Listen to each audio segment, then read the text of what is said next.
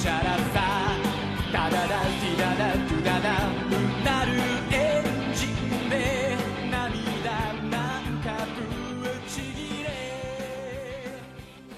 Welcome to the Super Sentai Brothers. This is episode 30 of License to Car Ranger, the internet's best and only podcast dedicated to Gekiso Sentai Car Ranger. Every week we watch an episode of the show and we share our thoughts with you, the listeners. My name is Matt J. With me as always is my co-host and brother Dave. Dave, how you doing today, bud? Doing pretty well. Having a good day. Someone on YouTube did me the favor of smash cutting all of the Munch Squads from my brother, and me into one long playlist. Oh, nice. So that's been real fun. The most recent thing that I got really excited about on YouTube, where it was someone who just, took one thing and smashed it into, a 3-hour-long thing, was a long loop of the Folgers commercial that Rockapella did. Oh, yeah, that's a great commercial. And I listened to it for, an hour. Okay, well, that's maybe a little bit much. It's all good. Sure. Don't worry about it. You know what else is great? Is a fresh cup of Folgers. I can't even get through that sentence. Folgers coffee is so bad. It's not good. Although, honestly, it's bad. It has been so long since I've had a cup of Folgers coffee that, I believe you that it is bad, but, I genuinely have no recollection of what it tastes like. You would be shocked, Matt, at how bad it is. You would be I think you would be genuinely astonished. Well, I do like to be astonished, but maybe I can find other ways to astonish. Think about it. Okay, think about it this way, Matt. You know how Starbucks isn't actually an amazing cup of coffee? Yeah, sure. Yeah. So remember a world in which Starbucks came on the scene and everybody lost their collective minds because nobody had any idea that coffee could taste that good? That's the world where that Folgers had us in before the advent. I mean, obviously there are outliers, but oh, sure. That's the world we lived in before the advent of Starbucks. That's how good or bad, I guess, Folgers coffee is, Matt. Yeah, it ain't great. I feel like Folgers sort of had the same cultural standing as Budweiser, which is yes. Yeah, this is the one that's everywhere. It's not good, but it's everywhere. But it is everywhere. Yeah, it's very much in that vein.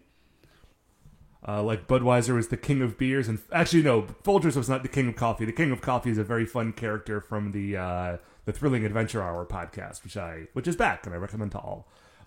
Anyway, Dave, I feel like there was an exit ramp somewhere in there where I could have transitioned cleanly, but we missed it a while ago. This week we're watching episode 30 of Car Ranger. It is called A Shocking Debut, Working Cars. But of course, before we get into that, shining in the heavens, there are 5 stars. Would you like to hear what our first star of the week is? Yeah, for sure.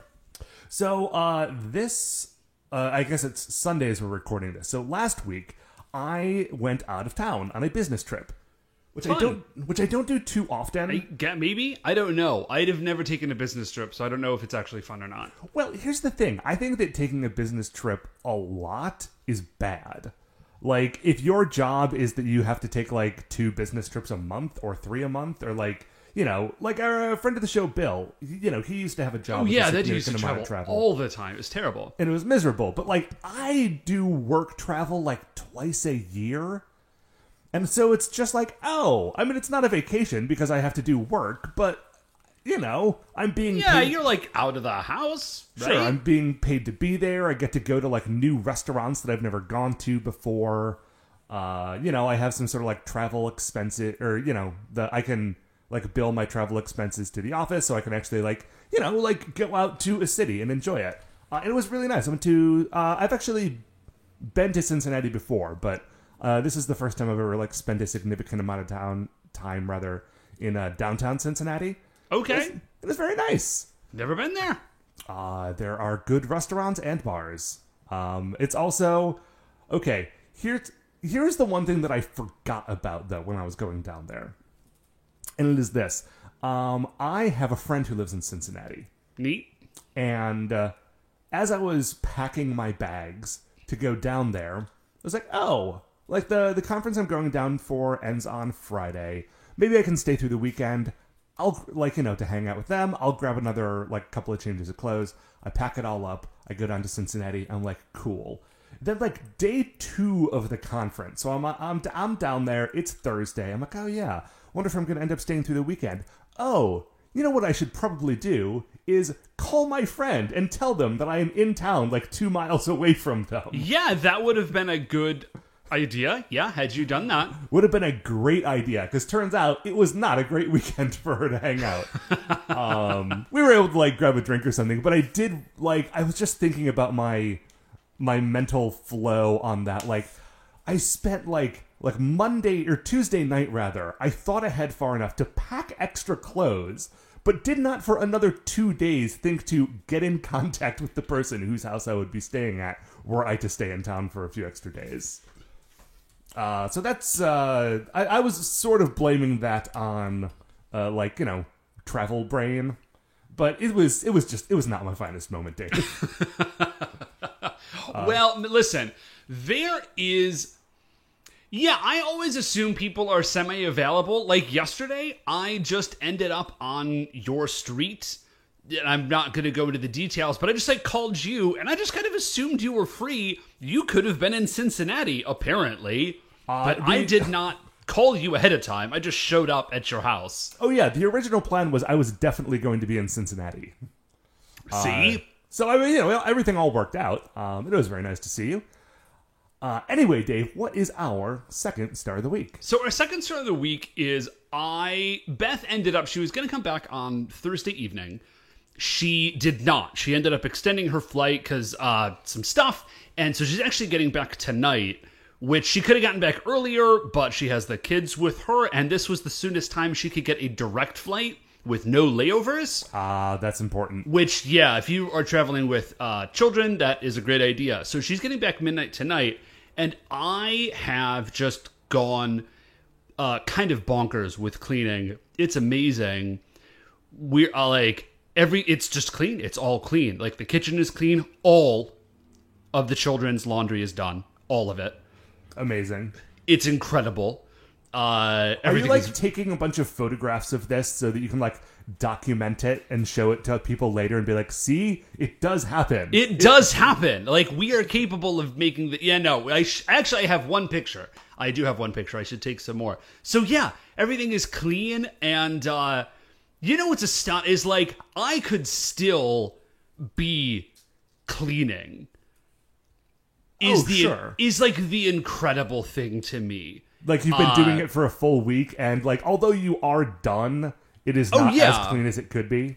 Yeah, it's like, it's just incredible the amount of... And Matt, I can't tell you how much stuff we've gotten rid of, and there's still stuff that it's just like, you just have it. But it's all clean at least now, and that's huge for me. Right. And it was just... I was sort of thinking about it, like, what a weird space it is to be at a stage in your life where you're just stoked about having time to do chores.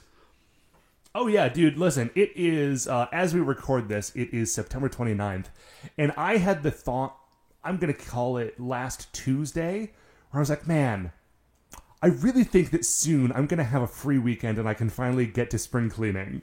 Yes. September 29th, Dave. Anyways, man, I'm just, it's very nice. Although, man, I am really excited for everybody to get back. They've been gone for a full week now, and it's just too long. It's weird for me. Anyways, I'm just very excited for everybody to get back into town. What, Matt, is our third star of the week? Dave, our third star of the week is that you gave me some very troubling news. I did, yeah, I'm sorry about this. Would you like to share with the good people the knowledge that you have burdened me with? Well, this is probably not news to, like, anybody but us, but I was thinking about Skyrim. Like, remember the special edition of Skyrim that came out 2 full years ago and that they still want $40 for? Yeah.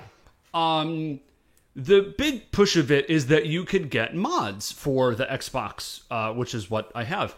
And so I was like, I kind of want to get this. I did really like Skyrim, but, like, the mods for Fallout 4 that you could get on the Xbox, they didn't add, like, a lot of stuff. Like, they added some fun functionality to the game, but it wasn't like new game content, really. Right. It was the same game with different or fixed stuff. It Yeah. wasn't like you didn't go to a whole new continent or anything. Yeah, this apparently is not the case. I checked. This is not the case for the mods you can get for Skyrim. People have created like entire new cities with like fully fleshed out and like professionally voice acted dialogue.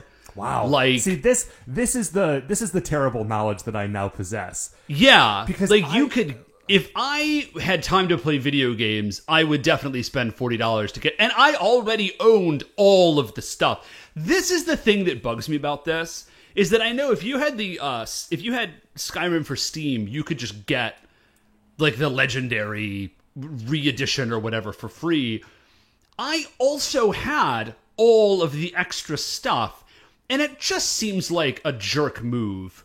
Like, you can check and see if I have it on my Xbox computer gremlin and just give me the thing. Like, I bought it already. I was just annoyed by it. But there is like a ton. Yeah, this is the thing, is I think I have the Xbox One like game disc for Skyrim, but I never bought any of the DLC for it. Or rather, I never bought any of the big DLC. I bought the DLC where you could like build a house. Whatever that one was called. Homestead, I think, something like that. Yeah, that sounds about right.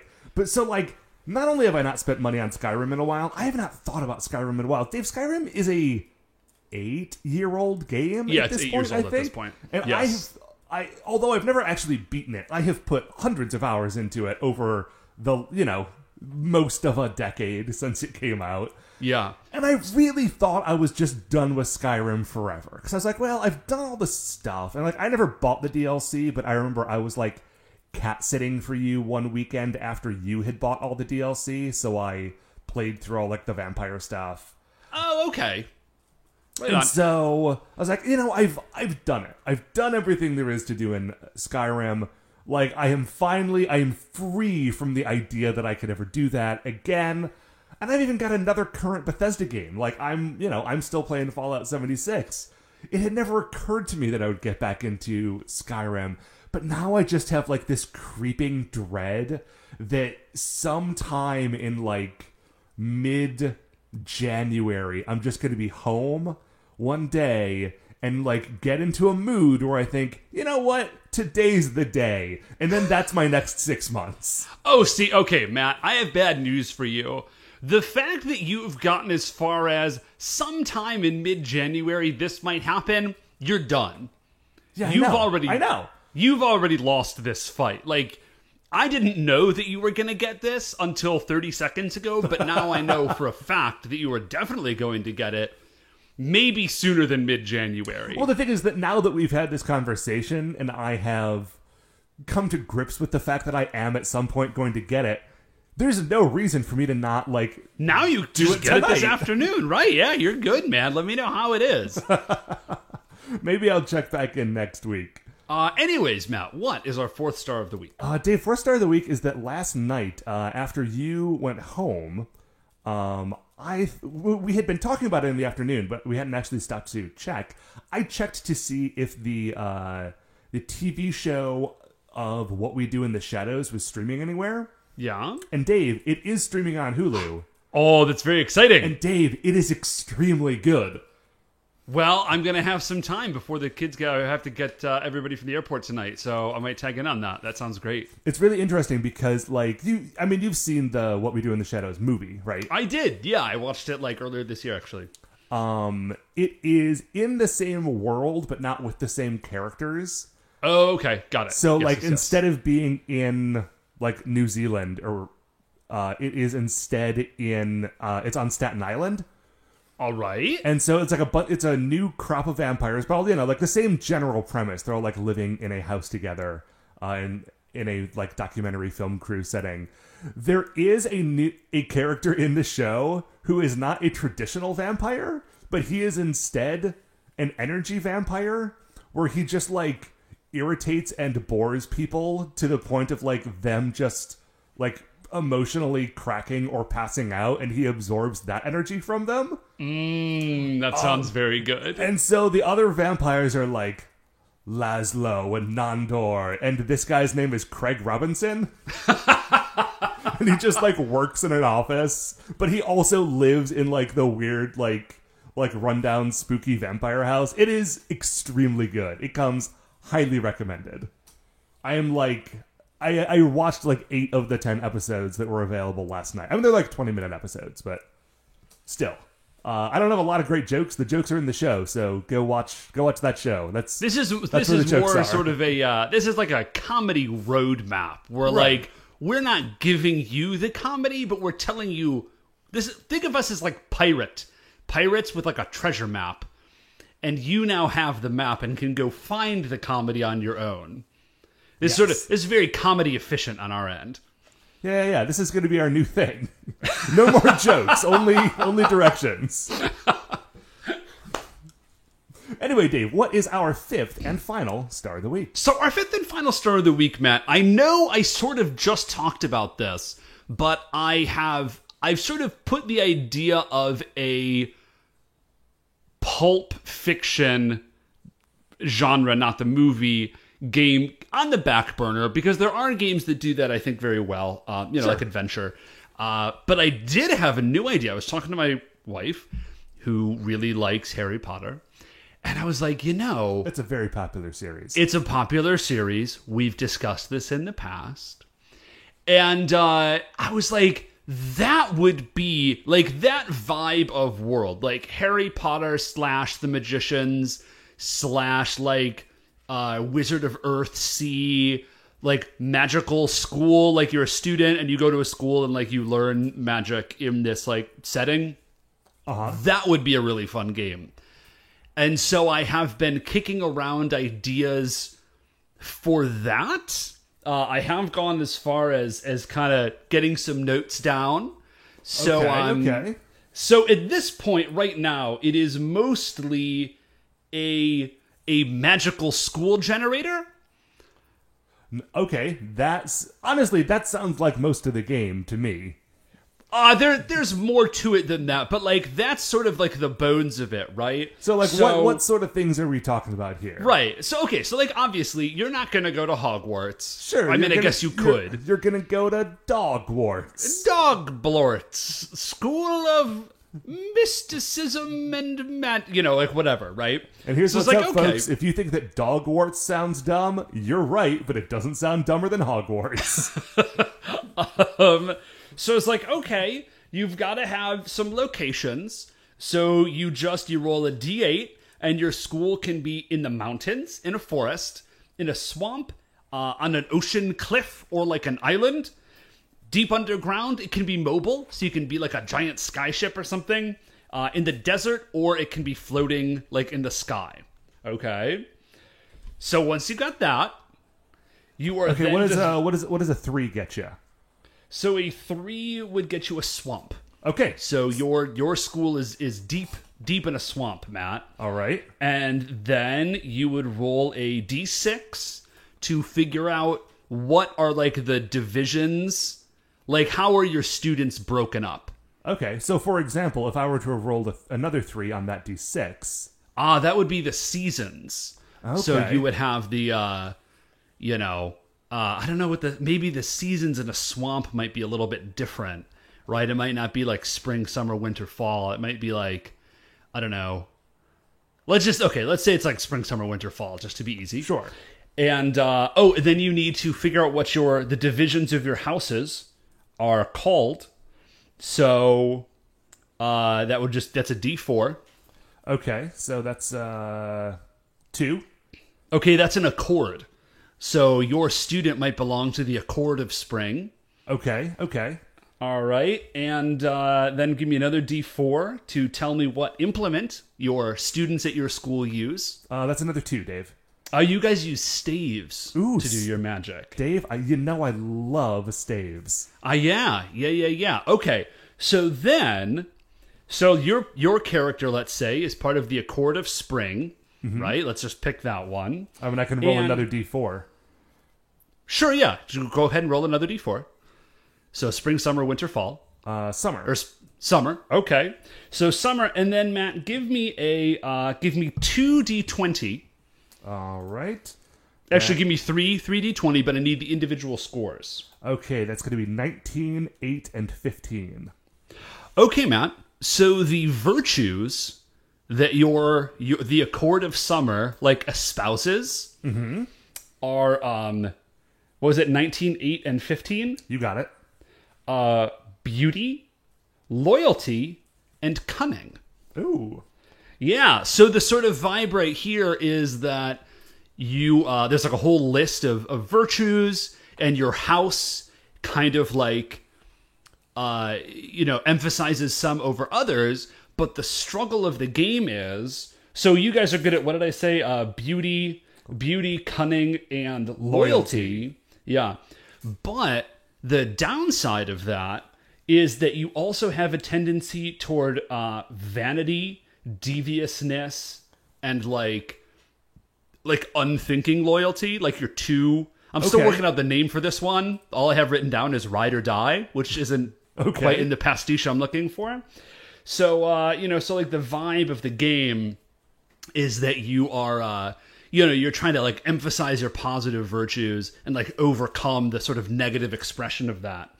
And then there's like magical skills and magic and all sorts of stuff. So I feel good about it. It seems pretty fun so far. That seems very fun. Yeah, so that's really all I've got. Further listen, updates as events warrant, I guess? Yeah, if nothing else, I just like rolling on tables to generate things. Oh, dude.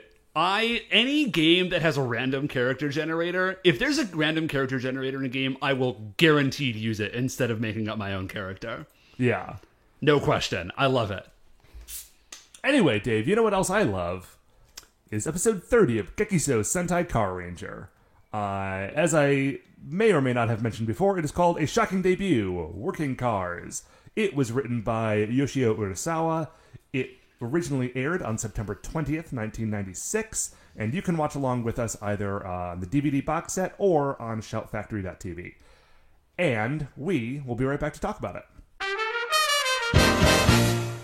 Okay, welcome back. So, this episode begins with a flashback to despair. Yeah, it's a great way to start off a children's television show. Sure. So, if you don't recall from last week, RV Robo is gone. He's been captured by the newly empowered Instructor Richie Hiker and his I'm sorry, giant Dave. robot. Instructor Richie Hiker. Oh, did he change his name? Yeah, he added an extra Richie in there. I missed that. Okay, so I'm gonna have to change my abbreviation for him. So Instructor Richie Hiker. Can we just call him Richie Hiker? That's a lot. To say Instructor Richie Hiker every time is. I mean, listen, you can do what you want, but I'm gonna respect the man's name. Anyways, he and his new Mechagodzilla robot Breaking have broken RV Sword and captured RV Robo. And the Rangers are just sitting around looking back in anger. Well, Dave, they should not do that. Wow, man, it's too late. They already are. Oh, boy. Maybe they hadn't heard the song. Let's see. That song came out in 1995. And this was September 20th, 1996. They would have had the opportunity. They should have known better. Oasis told them. Anyways, that is precisely what they're doing. They're looking back in anger, and they're just super bummed out about just about everything, right. About all of this bad stuff that has happened. As they are doing this, Ichitaru and his friend Emmy, who you may recall as being the small child from the episodes where they went to the Rindu Lake Family Fun Farm. Yeah, I did not, but they were very helpful and reminded me that this is Emmy from Rindu Lake. So they roll in, and they seem to want to be part of a different episode.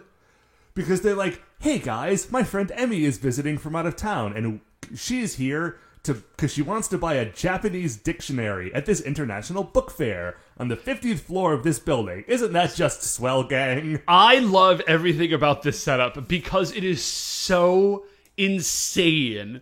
Like, the idea that, A, this child could not acquire a Japanese dictionary where she was. B, she has traveled all the way to Tokyo to purchase it. C, that they are not just going to a bookstore, but are in fact going to an international instructional book fair. D, that is located on the 50th story of a building. Mm-hmm. And E, they are going completely unaccompanied. Like, they're just going to go. Well, she needs to get that dictionary, Dave. No, listen, I'm not complaining. I love everything about this. So they like walk around and try to get the attention of all of the car rangers, but they are just all of them are just like staring into the middle distance glumly. And eventually Ichitaro is like, "Okay, we are leaving now. Goodbye, folks." Yeah, they're like frozen in time. There's no reference. So we go from there to we get the title card. And again, it's a shocking debut, Working Cars. This title will make more sense later.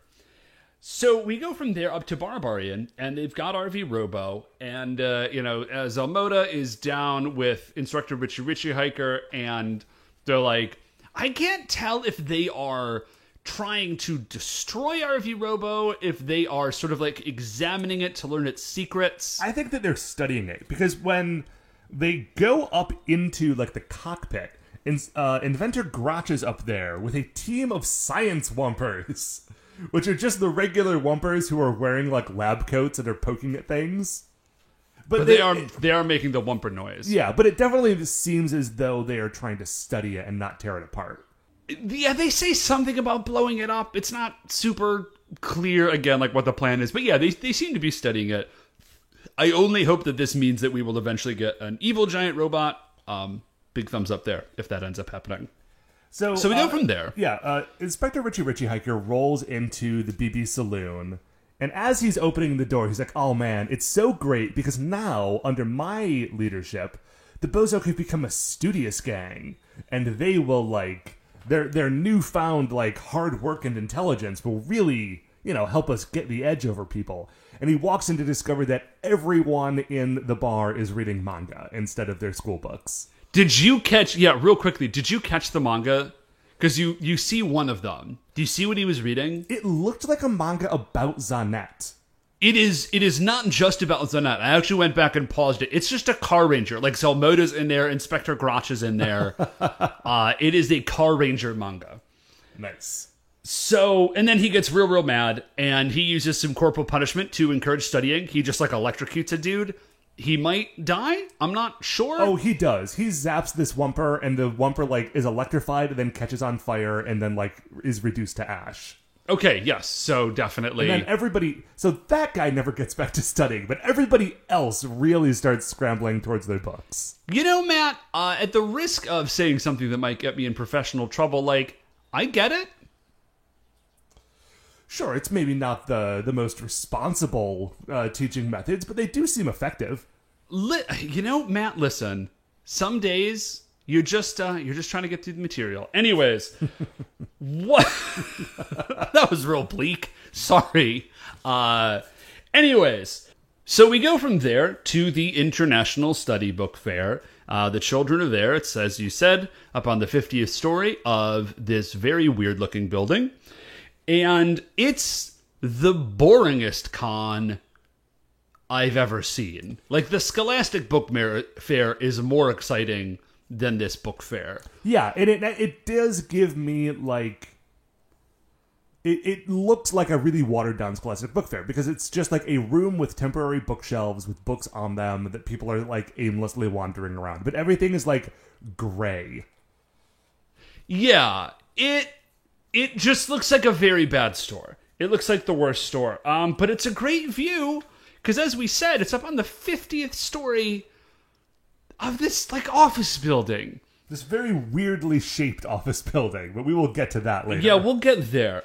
We go from there, and we see Dynamo and Zanet, and they're sort of wandering around, and they're like, well, we need a job, I guess. And they see this pachinko parlor, and it says... Help wanted, live-in couples, like, okay? So maybe there's like an apartment above the pachinko parlor, and if you want to like run it / live there, the proprietor is cool with that. Yeah, that's the impression I got. Yeah, so Gainaba was like, this is great. Like, we could have a place to live, and we could, like, get a job. And then it's like, well, I don't want anyone thinking that we're a couple. Which, first of all, Zenet, cold. Like, I get it. It is cold, but on the other hand, like, they are not a couple, despite what Gainamo says. Right, like, listen, let's make sure that Gainamo isn't getting ideas here. And he says, well, maybe we could just say we're, like, father and daughter or something. And then it's like, let's say we're grandfather and granddaughter. That makes a lot more sense to me. And they're, like, dithering about this. Right, and as they are squabbling, VRV Master, like, walks out the door of the pachinko parlor and has this big bag full of, like, prizes that he has won. He's like, yes, my mission is accomplished. And just walks down the street. And what I think is wild about this is that no one notices. Like, Zanet is a human-looking person in a weird outfit, but Gainamo and VRV Master are very definitely, like, space weirdos, right? Yeah, well, I don't know that it's not that, like, nobody notices. Because, like, you would have to, right? Like, how could you not? But, like, nobody reacts is the thing. Right, nobody seems to care. Which is, you know, I guess maybe that's progressive. It's weird. It is a weird thing that this show has done consistently, and I really love that it's just a weird quirk of Car Ranger that, like, no one seems to notice that the space weirdos are weird. I also dig the idea that Instructor Richie Hiker is very good at pachinko. You mean VRV Master? VRV Master is really good at pachinko. And I also have zero read on this dude so far. Like, he had a mysterious entrance last episode. He, like, announces himself, and this is the second time we've seen him, and he's walking out of a pachinko parlor. That's all we know about this dude. Well, Dave, there are one of three options here that he could be, right? He could be a friend. He could be a foe. Or he could be a lone wolf of the universe. Yeah, and I guess any one of those three could like pachinko. We go back from there to the base, and Dapu is asleep, and Kosuke is there, kind of like at his bedside, I guess. And Kosuke still is not, it seems, really up for the challenge of like leading the Car Rangers. Right, he has proven himself capable of being, like, the field leader, but now that there isn't, like, Dapu around to be the person who gives them some direction, he really doesn't know what to do with himself. So he's just talking to Dapu, and of course Dapu is hibernating, so he's not responding. Yeah, so I don't know what really he was expecting to happen there. You know, maybe he was hoping for like a whispered dream word. You know what I mean? Like, Dapu's mostly still asleep, but he just kind of gets out like Kyosuke, you're the best. You know, sort of like encouraging version of that. Because what Kyosuke is talking to him about, he's like, I don't know what we're going to do, because they can become, like, everybody on the planet Barabarian can become a giant rampaging monster by eating Emo Yokon. Right. And all we have is RV Robo. So, like, we don't even have sure, that anymore. Yeah, like, I'm not sure how we're going to deal with this. We need help. But he doesn't get that help because... Oh, sorry, we did forget to mention this. After Instructor Richie Hiker, like, kills a man for not studying, he says, like, I gotta go get some more books for you all to study. So he heads down to the International Study Book Fair. Oh, yeah. He needs to go get some harder books for them. Yeah, well, this is a key element, because he's about to show up. The Bozok alert goes off. Instructor Richie Hiker has just ridden Breaking down, because he also uses it as just transport, I guess. Right, like, he is not actually here to attack. He's here for books, but he came down in his giant Mechagodzilla, and so everyone's like, oh, well, obviously we have to go fight this dude. Yeah, and I mean, also, listen, I don't blame Instructor Richie Hiker for that. Like, if my option were Cars or Mechagodzilla... Oh, 100%. Yeah. So he rolls down, and the alarm goes off, and they all run out. And when I say they, I mean the Car Rangers all run out to go like deal with the situation, right? So they get to the spot across town. They see where the commotion is. They all pull out their Excel changers, and they're like, okay, now it's time. And Natsumi says, hey, hang on just a second, though, first. Real quick, before we do this, what's our actual plan here? Because we're going to turn into the Car Rangers, and then Breaking is going to step on us, and we're going to have to run away or die. So what's the real plan? And Kyosuke's like, listen, like, I get it, and you are right, but we need to do this anyways. Right, like, even if we're going to lose, this is still the right thing to do. And, like, isn't that true heroism? And isn't that true justice to, like, you know, to go in even if you know you're going to lose?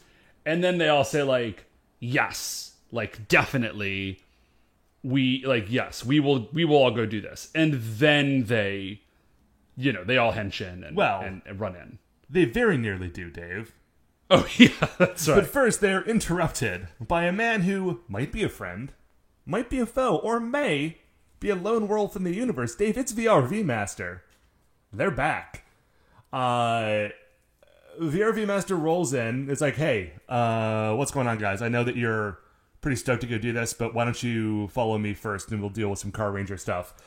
And they're like, wait a second. How could you possibly know that we are the Car Rangers? And on one hand, I thought, well, you were just talking about it very loudly and you're wearing your Excel changers. But on the other hand, we did have the whole first half of this season where Signal Man never picked up on it. Right. So I was like, oh, yeah, like, in your experience, no one notices. And all VRV Master says, let's just say God told me. Which does not give us, like, any...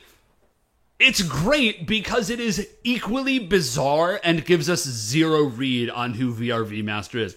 I am harboring a secret hope that VRV Master is the president of Pegasus Motors. I know already that this is not true, but I really would love it to be true. And so he just says, the Rangers are obviously suspicious of this, but they do follow him at kind of like a gentle stroll, I would say.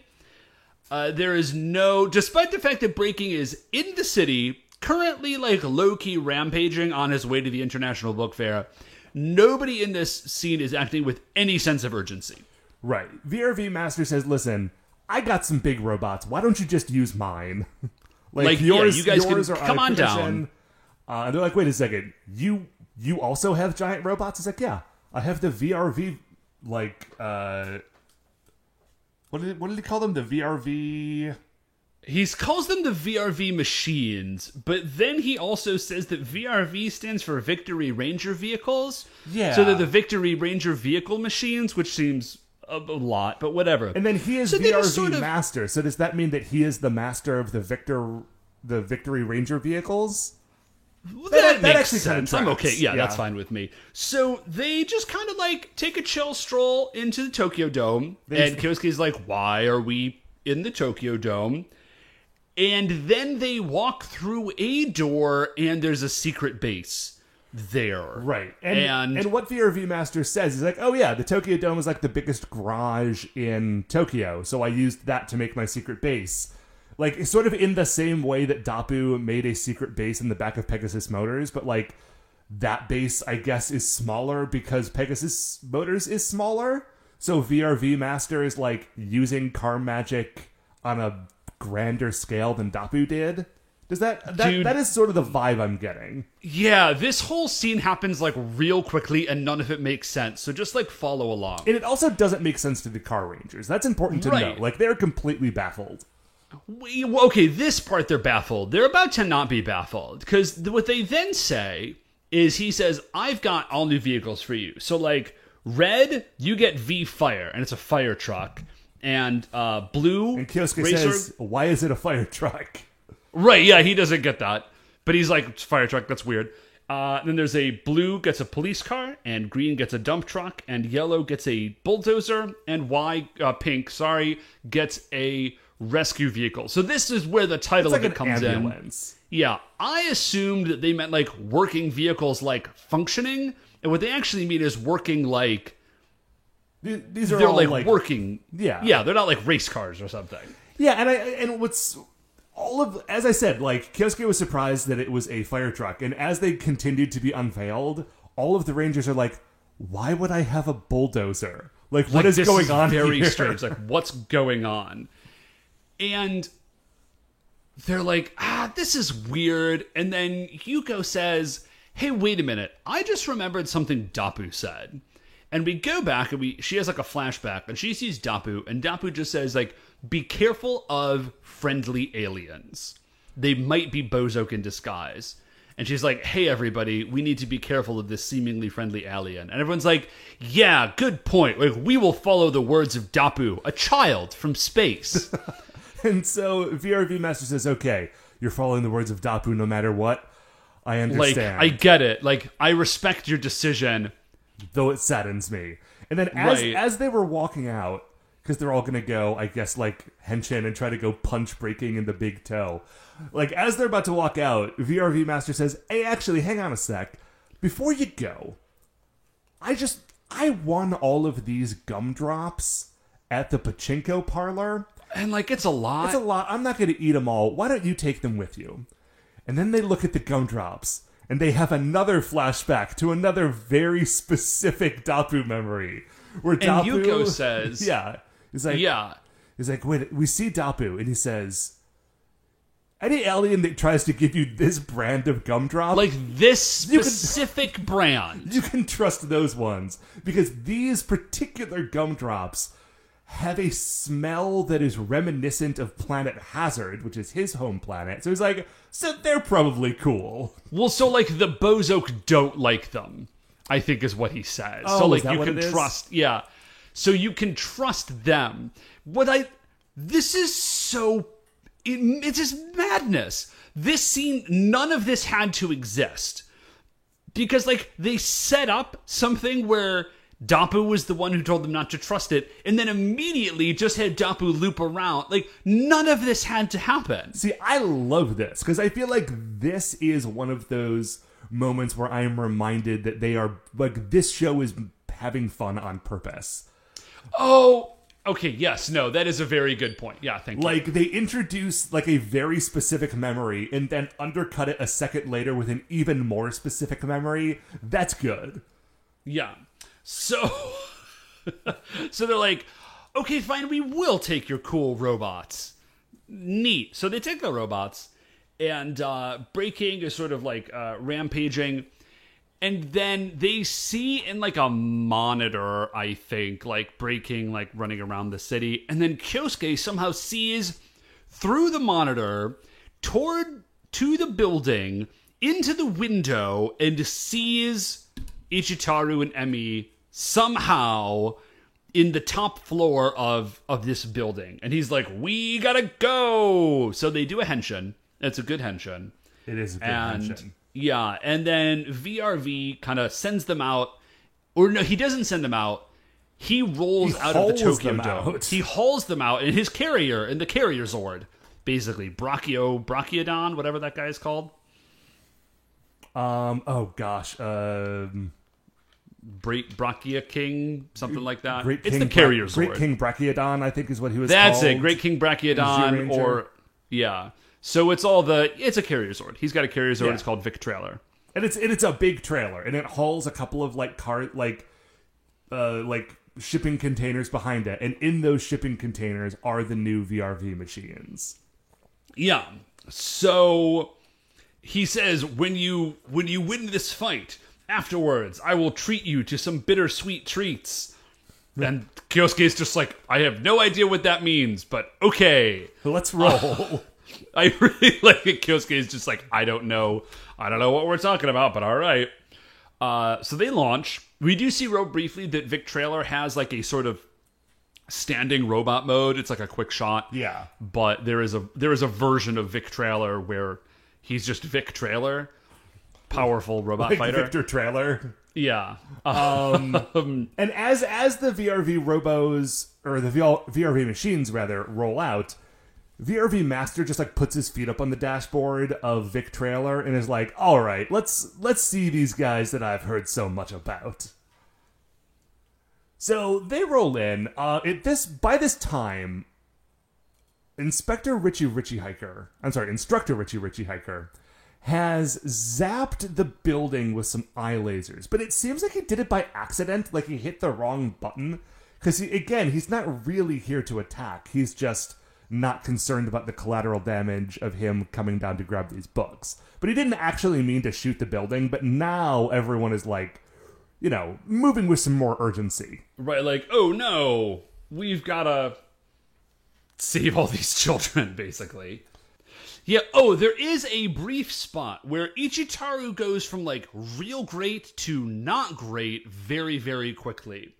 Because what happens is like, the Instructor Richie Hiker's like trying to grab this building so we could just take the whole thing back to Barbarian. And Emmy is like, she sort of like leans over and hugs Ichitaru because she's just like freaking out. She doesn't know what to do. Ichitaru is like, oh, getting hugged by a girl. This is the coolest thing ever. And he sort of turns to her and says like, no matter what, I will protect you. I don't know what his plan is to do that, but he says it. And then he kind of he leans in for a kiss. So he goes from like real great to very bad. Because he leans in for a kiss and he's like, no. Right, like, what are you doing? But he's like, still going, right like, now. what are you doing? This is not appropriate. We're trying to survive. Ichitaru is like, but I could get a kiss in the moment. So he's still going for it. So not a great look on Ichitaru. That's not cool. Yeah. So then we get the I want to say the VRV vehicles, but that's the VRV machines. Yeah. We get the VRV machines. A lot of letters, and a lot of them repeat. Just a lot. But we get them in action. Yeah, so roll here's up. what we get first. The building is on fire. So, of course, Fire Engine Red rolls up and has, like, these huge water cannons on the back. So he, like, shoots it, I think, at the building a little bit to put out the fire, but then Moore is shooting them at Breaking and is, like, pushing him away from the building. Which Breaking is not expecting, because he does not think that they have any more big cars. Yeah, so he does that, and then we see the police car, blue police car, sort of like launches up a ramp. Yeah, you know how there are just giant ramps around? Yeah, so it just launches up a ramp and sort of like hurls himself at Breaking. And it gets him like right in the face, and then Breaking kind of like grabs him and throws him back towards the building. And do you remember earlier when we said that the building has a very odd shape? Yeah. It's kind of ramp shaped. Yeah, as it happens. And it's a great move. Actually, the police car sort of like flips around and manages to like land itself vertically facing down on the building and just sort of drives down it like a ramp. It's great. It's extremely good. So then Green dump truck sort of drives by and drops out like a bunch of marbles, like giant marbles, and Breaking sort of slips around, but Breaking has knocked off the top of the building at this point. Yes, because at this point he was just planning on taking the whole building with him. Yeah. So it's falling toward the street and certain death, and then yellow bulldozer really, it doesn't look like a bulldozer. It mostly looks like a drag car, like a drag racing car. But then the like back of it sort of swings up and over, and there is a bucket there, kind of. It's real weird. It's like it's kind of like the, as you say, a giant like drag racing car where the spoiler flips forward and becomes the bucket of a bulldozer. So the top of the building is hurtling towards the ground, and then Yellow Racer gets underneath it and like catches it with her bucket, which is like, 30 feet above the ground. But it doesn't move at all. So he basically has just created a new ground 30 feet above the regular ground, and everyone in that building still would definitely be dead. Right. Although, thankfully, they are not dead. Yeah, no, they're fine. We cut back into the building, and Ichitaro looks at Emmy and says, "Oh my gosh, we've survived. What a miracle." And he goes in for another kiss. Victory kiss. Ichitaru my young dude, you have lessons to learn. Yeah, so Emmy still is not okay with this, and we just sort of cut away from that. And then ambulance has a...